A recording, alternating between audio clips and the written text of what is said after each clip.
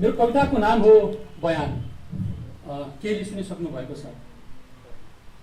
इजलासमा मलाई मेरै कविताहरूमाथि हात राखेर कसम खुवाइयोस् श्रीमान, चुप लाग्नु भनेको सहनु हुँदैन। इजलासमा मलाई मेरै कविताहरूमाथि हात राखेर कसम खुवाइयोस् श्रीमान, चुप लाग्नु भनेको सहनु हुँदै होइन। यहाँ बिना बहस च्याति दिएका छन् मैले राता अक्षरमा लेखेका मेरा राता कविताहरू।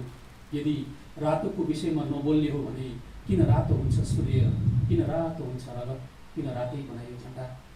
यदि रातोको विषयमा नबोल्ने हो भने किन रातो हुन्छ सूर्य, किन रातो हुन्छ रगत, किन रातै बनायो झन्डा। सम्झना छ मेरो आङ ढाक्ने च्यातिएको बोटोसँगै मैले देखेको देश बनाउने बालक सपना, त्यो पनि त रातै थियो। विदेशी नै बेला बहिनीले निधारमै टाँसी दिएकी थिइन् रातो कनिका, मैले अझै बिर्सिएको छैन मेरी आमाको सुँदो पनि त रातै थियो।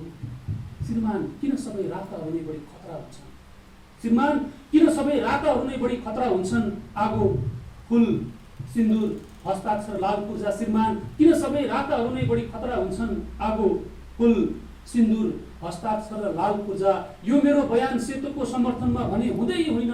तिम्रो यो रङ्गीन इजलासमा बहस गरियोस् किन सादा छ मेरी आमाको अनुहार, सगरमाथाको रङ, यी मान्छेहरूको मन र मेरो देश। धन्यवाद।